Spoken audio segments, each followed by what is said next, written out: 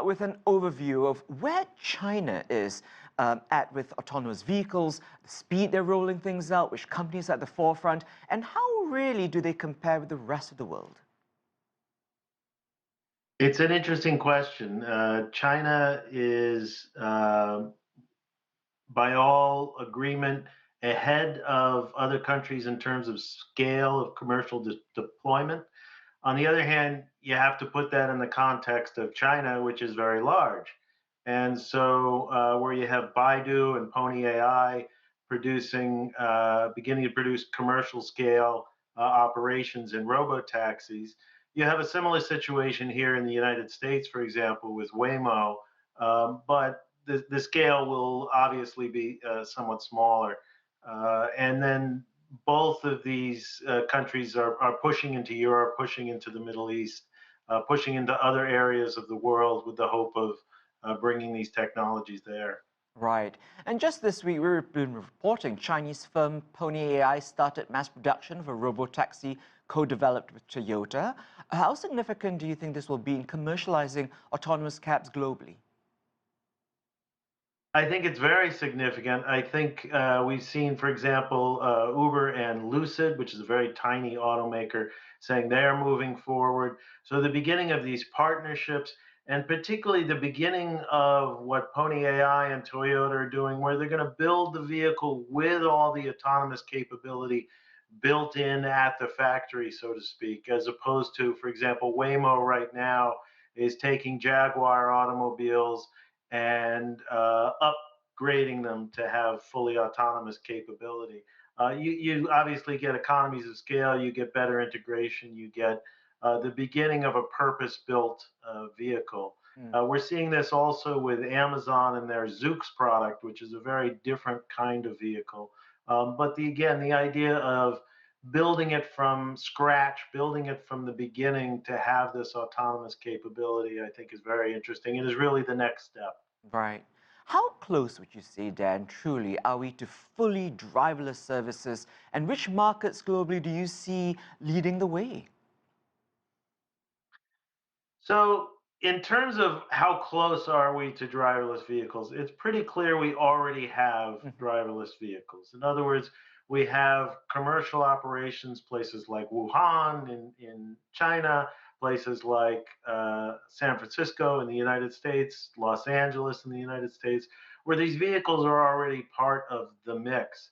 What we don't know, and I think what the companies are going to be very careful to tell us, is how profitable and how viable are these as businesses. Mm. Because, of course, the alternative to a driverless vehicle owned by a company such as Baidu, Pony AI, Waymo, is a vehicle owned by a private individual and driven by that private individual.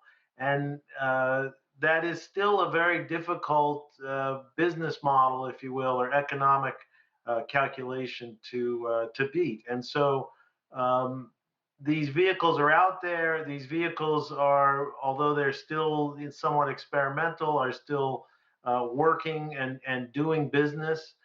We don't fully know whether the expectations of these companies will become real in the next 5 years, the next 10 years, the next 20 years.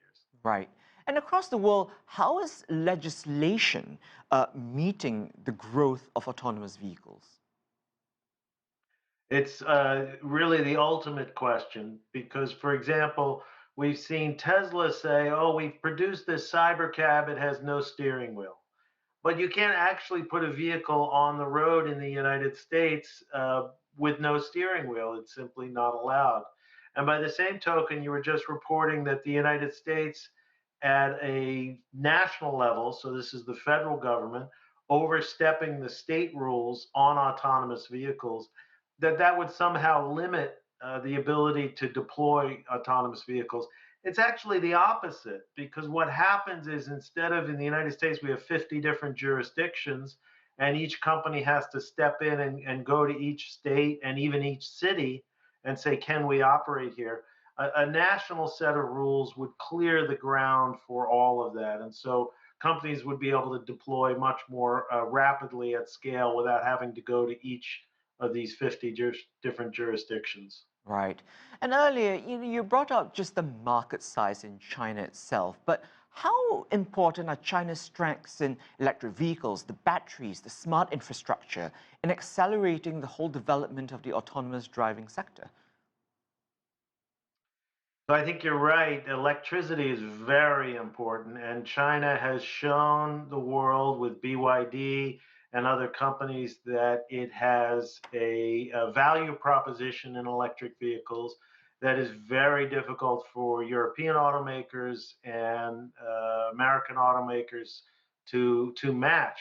And ultimately, these vehicles, because the utilization rate, in other words, because they're going to be on the road all the time as opposed to a private individual's vehicle, because of that, you're going to need electrification. You simply need the simpler, more robust, cheaper to operate solution that electricity provides. You mentioned too infrastructure. Now, this is what's known as V2X, vehicle to infrastructure communication. And that's a very interesting one because if that is fully deployed, and this is, for example, a traffic light that could speak to the automobile, and the automobile could speak to the traffic light, could know what's going on in the world around it.